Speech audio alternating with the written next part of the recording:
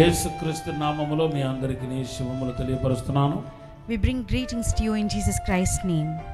ఈ యొక్క శుభవార్త టీవీ కార్యక్రమం ద్వారా ఎన్నో వేల మందికి ఆశీర్వాదకరంగా ఈ పరిచర్య ఉండడానికి దేవుడు ఎంతగానో కృప చూపిస్తున్నాడు. God has given us the abundant grace to be a blessing to thousands of people to Shubhavartha television program. ఈ రోజు కూడా దేవుడు మీతో మాట్లాడబోతున్నాడు. Even today also God is going to speak to you. ఆయన స్వరం వినబడబోతుంది. You're going to listen to his voice. మీ దుఃఖ దినాలన్నీ సమాప్తం కాబోతున్నాయి. All your days of sorrow are going to end. అసాధారణమైన అద్భుతమైన కార్యం దేవుడు జరిగించబోతున్నాడు. God is going to perform a supernatural miracle. ఎటువంటి సమస్యలో పోరాటంలో వచ్చినా దేవుడు ఆ సమస్య నుండి పోరాటం నుండి దేవుడిని విడుదల చేస్తాడు. Whatever the challenges or trials and tribulations you are facing, but God will make you to pass over it. దేవుని అద్భుత కార్యాన్ని చూసే గడి వచ్చేసింది. The time has come to see the miracle of God in your life. పోగొట్టుకున్న సమస్తాన్ని తిరిగి పొందుకునే సమయం వచ్చేసింది. The time has come near whatever you have lost to regain it. మీ దుఃఖము నాట్యముగా మార్చబడబోతున్న సమయం ఇప్పుడు ఆసన్నమవుతుంది. The time is coming near where you are going to dance. Hallelujah. Hallelujah.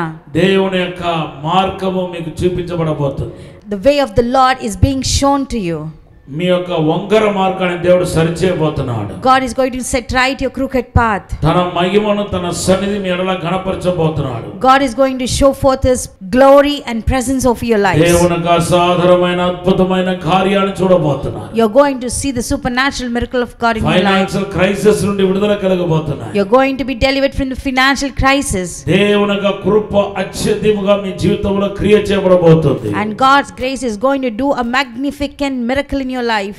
ఈ సమయంలో మీ కొరకు ప్రార్థన చేయబోతున్నాం. Now with this time I'm going to pray for you. పరిశుద్ధమైన తండ్రి నీకు వందనాలు స్తోత్రాలు ప్రభువా. Our dear heavenly Father, we thank you and we praise you. ఇప్పుడు ఆశీర్వదించండి. Right now bless Lord. విశేషమైన కృప దయచేయండి ప్రభువా. Give them the magnificent grace Lord. మీరే తాకండి ప్రభువా. You only touch Lord. బలపరచండి ప్రభువా. Strengthen them Lord. ఆశీర్వదించండి. Bless them Lord. యేసు నామములో అడిగి వేడుకుంటున్నాము తండ్రి. In Jesus name we pray and ask Lord. Amen. Amen.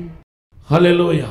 Hallelujah. దేవుని యొక్క వాక్యములోనికి మనం వెళ్ళబోతున్నాం. Now we are going into the word of God. మొదటి సాముయేలు గ్రంథము 21వ అధ్యాయం 1 నుండి 6 వచనాల్లో రాయబడిన కార్యాన్ని ఈ రోజు మీతో పంచుకోబోతున్నాను. Today I am going to share with you an incident that happened in 1 Samuel chapter 21 verses 1 to 6. దావీదు సౌలు చేత తరుమపడుతున్నాడు. David was haunted by Saul. అయితే ఒక అడవి ప్రాంతానికి వచ్చేసరికి దావీదుతో పాటు ఉన్నవారికి భయంకరమైన ఆకలేసింది. When they were haunted, they reached a place, it's like a forest, where David and his followers were very thirsty. అదొక పెద్ద విల్డర్నెస్ కూడా. That is a huge wilderness. So ఇప్పుడు ఆకలి తీరటానికి మార్గం వెతుకుతున్నారు కానీ దావీదుకో ఆయన సంబంధించిన వారికో మార్గం ఏది కనబడలేదు. They are feeling very hungry, but they did not find a way to really fulfill their hunger. ఇది లోపల అహిమెలెకు అనే ఒక యాజకుడు దావీదుకు అరణ్యములో ఎదురవుతున్నాడు.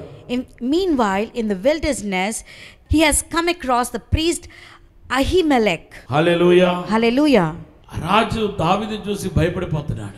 And the king saw David and he was scared. నా దగ్గరికి రావటం ఏంటి? Why he has come to me? నా దగ్గరికి రావడానికి ముఖాంతరం ఏంటి? What is the reason why he has come to me? Hallelujah. Hallelujah. దావీదు అంటున్నాడు మాకు ఆకలి వేస్తుంది. David says we are very hungry. మీ దగ్గర ఏమైనా ఉంటే ఇవ్వు అంటున్నాడు. If you have anything, give us. అప్పుడు యాజకుడు అహిమెలెకు అంటున్నాడు. Now the priest Ahimelech says, ప్రత్యక్ష గుడారంలో ఉంచబడిన బల్లల్లో ఉంచబడిన సన్నిధి రొట్టె తప్ప నా దగ్గర ఏమీ లేదు. Now the priest says, I have only the show bread which I kept in the tabernacle, but I don't have no common bread. అయితే అది నేను నీకు ఇవ్వలేను. But I can't give it to you. Hallelujah. Hallelujah. ఎందుకంటే ఆ సన్నిధి రొట్టెని యాజకులు మాత్రమే తినాలి. Because only the priest should consume that show bread. నువ్వు నీతో ఉన్నవారు యాజకులు car. And you and along with you your servants are not priests. కనుక ఈ రొట్టె నీకు ఇవ్వటం కుదరదు. That is the reason I can't give you this bread. దేవుని నామమునకు స్తోత్రం. All glory be to God. యాజకులు తప్ప మరి ఎవరు రొట్టిని తినకూడదనేది దేవుని బిడ్డలారా లేవియా కాండంలో ప్రభు సెలవిచ్చిన మాటే ఉంది. And only the priest should eat and no common man should not eat. It is a principle God gave in the book of Leviticus. దేవుని నామానికి స్తోత్రం. All glory be to God. లేవియా కాండం 17వ అధ్యాయంలో చెప్పబడిన మాట అది. It is a word told by God in book of Leviticus chapter 17. దేవుని నామానికి స్తోత్రం. All glory be to God. Hallelujah. Hallelujah. లేవియా కాండం 24వ అధ్యాయం 5-6 వచనంలో రాయబడి ఉంది. Even it is written in Leviticus chapter 24 and verse 5. దేవుని బిడ్డలారా, అయితే దావీదు అంటున్నాడు పర్వాలేదు అంటున్నాడు. But David says it is okay. అయితే దావీదుకు భయపడి దావీదు ఒక ఇన్ఫ్లుయెన్స్ కు లొంగిపోయి యాజకుడు అది తప్పని తెలిసిన ఆ రొట్టిని దావీదుకి ఇవ్వటాన్ని మనం చూస్తున్నాం. We can see that though the priest knows not to give that bread to David, but he feared the influence David and he gave that bread to them. దావీదు కూడా దాన్ని భుజించాడని రాయబడి ఉంది. It is written that even David ate it. దావీదుతో పాటు వచ్చిన వాళ్ళు దాన్ని భుజించారు. David and his servants who came along with him ate it. Hallelujah. Hallelujah. మొదటిగా యాజకుడు మరి ఇవ్వకూడని ఉద్దేశంతో అనేక కుంటి చాకులు చెప్పి ఆయన తప్పించడానికి ప్రయత్నం చేస్తున్నాడు. Because the priest knows with a reason not to allow them to eat the bread, the priest is giving lame excuses there. Hallelujah. Hallelujah. కానీ దావీదు వినలేదు. But David did not listen to them. దావీదు దాన్ని భుజించాడు. David ate it. దేవుని నామానికి స్తోత్రం. All glory be to God. మరి దావీదు తిన్నది కరెక్టా కాదా అనే విషయాన్ని అక్కడ రాయబడలేదు, కానీ దావీదు కుమారుడైన యేసుక్రీస్తు ప్రత్యక్షమైనప్పుడు దేవుని బిడ్డలారా ఆ విషయాన్ని లేవనెత్తటాన్ని మనం చూస్తున్నాం. మత్తయి సువార్త 12వ అధ్యాయం 3-4 వచనాల్లో యేసు ప్రభువారు దావీదు ఆ సముగపు రొట్టిని తినటాన్ని సమర్థిస్తున్నాడు. In Matthew chapter 12 verses 3-4 we can see that Jesus agreed and supported the fact that David and his followers ate the showbread. దేవుని నామానికి స్తోత్రం. All glory be to God. ఏ క్రమంలో దావీదు చేసిన ఈ కార్యాన్ని ప్రభు సమర్థిస్తున్నాడు? In which manner or in which order Jesus had supported and agreed this? దేవుని నామానికి స్తోత్రం. All glory be to God. Hallelujah. Hallelujah. దావీదుకు ఆ రొట్టిని తినే యోగ్యత లేదు. David is unworthy to eat that bread. యాజకులు మాత్రమే తినాలి. Only the priest should eat. కనుక దావీదు తినడానికి వీల్లేదు. That is the reason David cannot eat it. ఆయన అనర్హుడు. He is unworthy. ఆయనను But even then దావీదుకి ఇవ్వబడ్డాయి. but it was given to David. దావీదు తిన్న తర్వాత ఆయన మీదకి శిక్ష కూడా రాలేదు. Even when David ate, the punishment did not come upon him. కారణం ఏంటి తెలుసా? Do you know the reason why? దావీదుకు దేవుడు శాశ్వతమైన కృపను చూపించాడని కీర్తన 89:20-21 రాయబడి ఉంది. And why the punishment did not come upon David is because God has showed the everlasting grace upon David, as in Psalm 89 verses 20-21. Hallelujah. Hallelujah. కృప అంటే ఏంటి? What is grace? ఏ యోగ్యత లేని వాడికి దేవుడు చూపించే ప్రేమయే కృప అని పిలువబడుతుంది. The grace is one that is showed upon the unmerited people, that is called unmerited favor. దేవుని నామానికి స్తోత్రం. All glory be to God. అందుకొరకు ఆయనకు శిక్ష కూడా రాలేదు. That is the reason he did not have any punishment. ఈ రోజు అనేక కార్యాల్లో మనము దేవుని బిడ్డలారా యోగ్యత లేని వారుగా నిలిచిపోయి ఉన్నాం. We also today in many things we stood as unworthy and unqualified. కానీ స్టిల్ మనకు దేవుని కృప అనుకరించబడి ఉంది. Still the grace of God is given to us. Hallelujah. Hallelujah. యేసే ఆ కృప. Jesus is the grace. ఆదియందు వాక్యం ఉండెను, వాక్యం దేవునితో ఉండెను. The word was God and the word was with God. వాక్యమే దేవుడై ఉండెను. Word was God. ఆ వాక్యమే శరీరధారి అయి కృపా సత్య సంపన్నుడుగా మన మధ్యలో నివసిస్తున్నాడని యోహాను సువార్త మొదటి అధ్యాయం 14వ వచనంలో రాయబడి ఉంది. It is written in John chapter 1 and verse 14 and 1 that in the beginning was the word and the word was with God. The word was came as a flesh and dwelt among us. దేవుని నామానికి మహిమ కలుగును గాక. All glory be to God. పరిశుద్ధాత్మ దేవుడు ఈ రోజు నీతో మాట్లాడుతున్నాడు. The Holy Spirit God is speaking to you with you. Hallelujah. Hallelujah. నీకు దేవుని కృప అనుగ్రహించబడి ఉంది. The grace of God is given to you. ఆ కృపను బట్టి ఏ విషయంలో అన్నరుడుగా ఉన్నా నిన్ను యోగ్యుడిగా చేయగలుగుతాయి. According to that grace, in whatever matter you are unworthy, it can make you a qualified person. దేవుని నామానికి స్తోత్రం. All glory be to God. నీకు ఏది అసాధ్యమైనది లేదు. There is nothing impossible for you. నేను దీన్ని పొందగలుగుతాను, దేవుని నుండి దీన్ని పొందగలుగుతాను, దాన్ని పొందలేను నువ్వు చెప్పలేవు. You cannot say that I cannot receive it for God and I can receive it from God. అన్నిటిని దేవుని నుండి పొందగలుగుతావు. You can receive everything from God. దేవుడు నిన్ను ఆల్రెడీ ఆశీర్వదించి ఉన్నాడు. God has already blessed you. Hallelujah. Hallelujah. దేవుని కృప నీకు ఇవ్వబడి ఉంది. God's grace is given to you. అన్యులకు దేవుని యొక్క ఆత్మ పరిశుద్ధాత్మ కుమరింపు అనేది లేదు. And Gentiles don't have the experience of infilling experience of the Holy Spirit. ఎప్పుడు ఎన్నడూ అన్యుల పైన దేవుని ఆత్మ దిగి రాలేదు. Never the Spirit of God came upon the Gentiles. దేవుని నామానికి స్తోత్రం. All glory be to God. కానీ యేసుక్రీస్తు కృపా సత్య సంపన్నుడై ప్రత్యక్షమయ్యాడు. But Jesus revealed himself as the everlasting grace of God. దేవుడు కృపామయుడిగా ప్రత్యక్షమయ్యాడు. Jesus appeared as a grace of God. ఇప్పుడైతే దేవుని బిడ్డల దేవుడు ఆగలేదు. Now God did not stop at all. దేవుని ఎవరు ఆపలేకపోయారు. Nobody could stop God. పేతురును దేవుడు బలవంతంగా పంపించి దేవుని బిడ్డల మొట్టమొదటిసారిగా కొర్నేలియు కుటుంబంలో అన్యుల కుటుంబంలో పరిశుద్ధాత్మ కుమ్మరింపు జరిగింది. And God sent forcefully Peter to the house of Cornelius and he has outpoured the Holy Spirit on the Gentiles there. అందరూ పరిశుద్ధాత్మతో నింపబడిన వాళ్ళందరూ అన్యులు. And all those people who are filled with the Holy Spirit are దానికి ముందు Gentiles. అనేక మంది యూదుల మీద దేవుని ఆత్మ దిగి వచ్చింది. Before that the Spirit of God came upon many Gentiles. అపోస్తల కార్య 2వ అధ్యాయం 1 నుండి 4 వచనములో 120 మందిలో అందరం యూదులైన వారే. And we can see in Acts chapter 2 verses 1 to 4 upon the 120 people all are the Jews. ఒక్కరు కూడా అన్యులు లేరు. Not even one Gentile over there. అపోస్తల కార్య 4:30-31లో మరలా పరిశుద్ధాత్మ కుమ్మరింపు జరుగుతుంది. And again in Acts chapter 4 verses 30 to 31 again there was the outpour of the Holy Spirit there. ఇక్కడ కూడా అన్యులు ఎవరు లేరు. Here also there were no Gentiles at all. Hallelujah. Hallelujah. సమరయాలో మరలా పరిశుద్ధాత్మ కుమ్మరింపు జరుగుతుంది. But again there was the outpour of Holy Spirit. అపోస్తల కార్య 8వ అధ్యాయం 11 నుండి 14 వచనాలు. It is in Acts chapter 8 verses 11 to 14. అక్కడ కూడా అన్యులు ఎవరు లేరు. And there also there were no Gentiles at అపోస్తల all. కార్య 9వ అధ్యాయంలో పరిశుద్ధ పౌలు దేవుని ఆత్మతో నింపబడుతున్నాడు. And in Acts chapter 9 Apostle Paul was filled with the Holy Spirit. Hallelujah. Hallelujah. So ఇక్కడ దాకా పరిశుద్ధాత్మ కుమ్మరింపు అనేది కేవలం యూదులైన ప్రత్యేకించబడిన దేవుని చేత ఎన్నుకోబడిన అబ్రహాము యొక్క సంతాన వారి మీదే దేవుని ఆత్మ కుమ్మరించబడుతుంది. So till there the Spirit of the God was poured upon only the Jews, the chosen and the elected and the descendants of Abraham. అపోస్తల కార్యం 10వ అధ్యాయానికి వచ్చేసరికి కొర్నేలి కుటుంబం ప్యూర్గా అన్యుల కుటుంబం.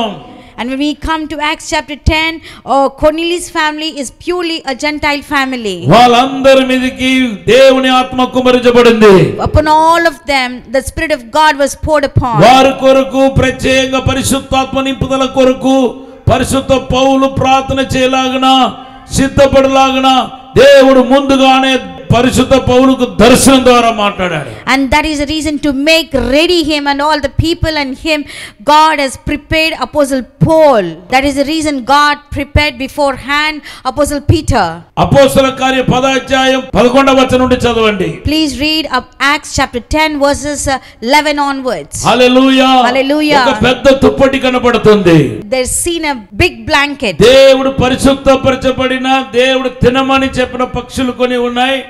దేవుడు తినకూడదని చెప్పిన అపవిత్రమైన పక్షులు కొన్ని ఉన్నాయి. And there are some birds which are very clean and also pure and some are unclean. Hallelujah. Hallelujah. అయితే పేతురు చూసి దేవుడు అంటున్నాడు, But God looked at Peter and he said, నువ్వు ఏదైనా తినవచ్చు. you can eat anything. Hallelujah. Hallelujah. అప్పుడు పేతురు అంటున్నాడు, Then Peter అది said, అపవిత్రమైన పక్షి. they're unclean birds. ఇప్పుడు దేవుడు అంటున్నాడు, అవి పవిత్రపరచబడింది. Now God says they became pure. Hallelujah. Hallelujah. ఈ అపవిత్రమైన పక్షి అని ప్రభువారు మెన్షన్ చేసింది ఎవరి గురించి అంటే అన్యుల గురించి. And Jesus mentioned the unclean birds. It is about the Gentiles. Hallelujah. Hallelujah. దేవుని బిడ్డలారా, Dear children of God, ఈ రోజు దేవుని నుండి నువ్వు పొందని ఆశీర్వాదం అంటే ఏదీ లేదు. today there is no blessing that you cannot receive from God. కొన్ని ఆశీర్వాదాలు లైక్ పరిశుద్ధాత్మ వరాలని ఇంత గొప్ప రక్షణని చెప్పబడుతున్న విమోచనాన్ని పొందడానికి మన అనర్హులమే. It is true that we are unworthy to receive the Holy Spirit gifts and the great salvation. Hallelujah. Hallelujah. కానీ యేసు రూపములో కృప ఎప్పుడైతే ప్రత్యక్షమైందో మనల్ని ఆ కృప యోగ్యులుగా చేస్తున్నాయి. But when grace manifested in the form of Jesus, then it made us worthy. దేవనామానికి స్తోత్రం. All glory be to God. Hallelujah. Hallelujah. నేను కొన్ని యోగ్యత లేని కొన్ని విషయాలు దేవుని కృపను బట్టి మనం ఎలా యోగ్యులు అవుతామో చెప్తాను. I will tell you some things. Though we are unworthy, because of the grace, how we become worthy.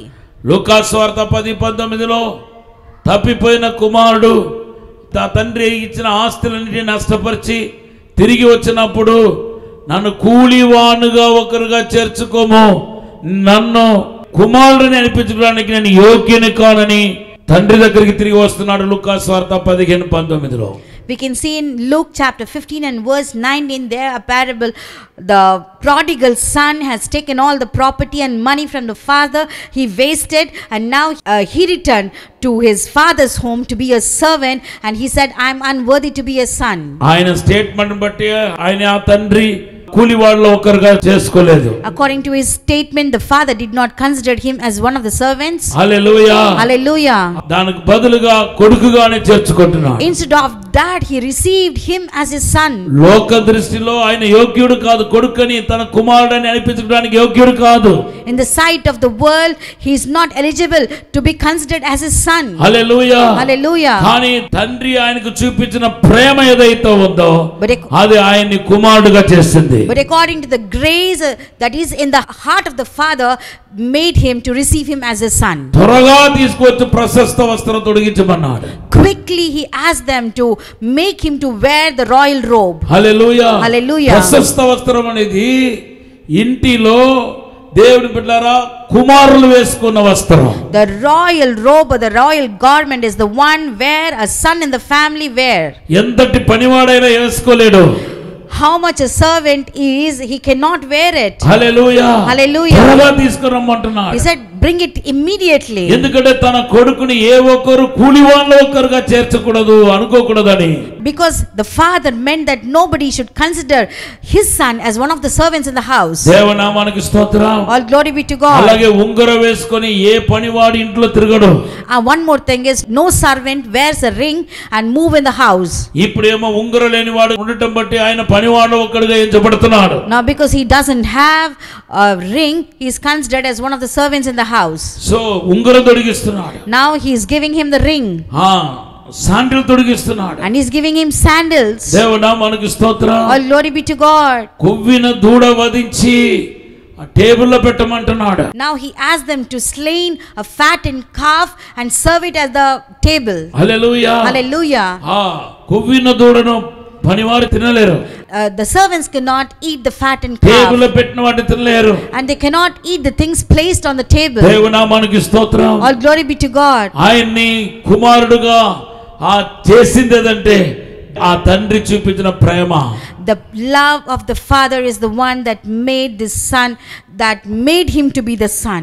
ఎంతటి పాపిని అయినా సరే ఈ రోజు దేవుని వైపు తిరగాల్సిందే. How much a sinner you are, you need to turn to God. నువ్వు దేవుని కుమారుడివి. You are the son of God. దేవుని బిడ్డగా పిలువబడుతున్నావు. You are called as a child of God. దేవనామానికి స్తోత్రం. All glory be to God. Hallelujah. Hallelujah. ఎన్నిసార్లు పడిపోయినా నిన్ను కడిగి పరిశుద్ధపరిచి తన కుమారుడిగా నిలబడడానికి దేవుడు సిద్ధంగా ఉన్నాడు. How many times you have fallen, but God is ready to wash you and make you stand. దేవుని నామానికి స్తోత్రం. All glory be to God. మత్తయి సువార్త 8:8లో In Matthew chapter 8 and verse 8, ఆ సెంచరీని అంటున్నాడు, నా ఇంటికి నువ్వు రావడానికి యోగ్యుని కాను అంటున్నాడు. in Matthew chapter 8 and verse 8, the centurion says, I am unworthy to receive you at my home. Hallelujah. Hallelujah. శరీరధారిగా వచ్చిన యేసును స్వీకరించడానికి అనర్హుడు అంటున్నాడు.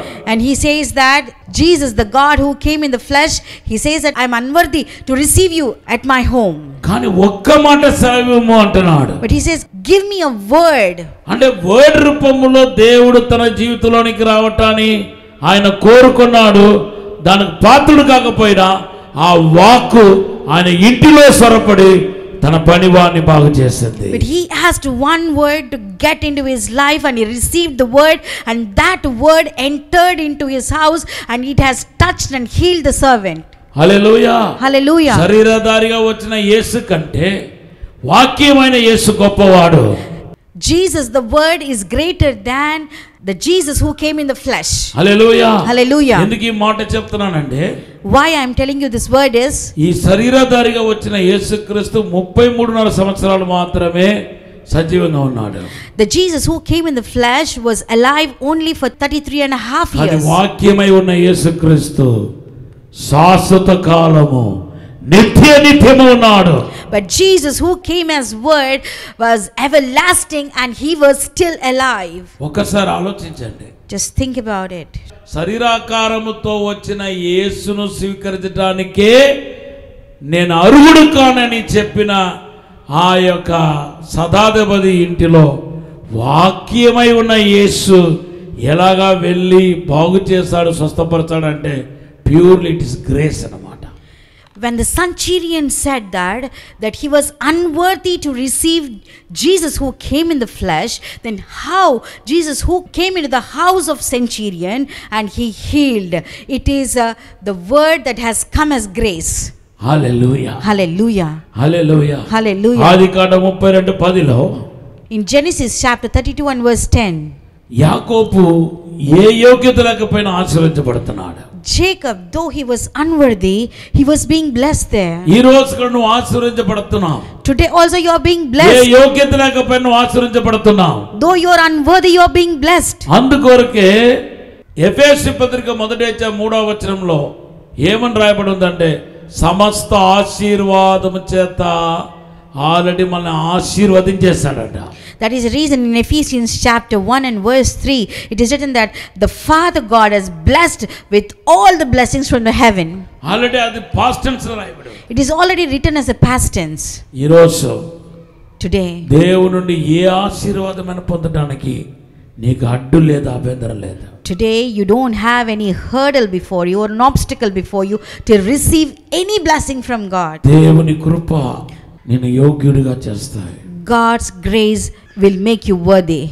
ఈ సమయంలో నీ కొరకు ప్రార్థన చేయబోతున్నాను. Now at this time I'm going to pray for you.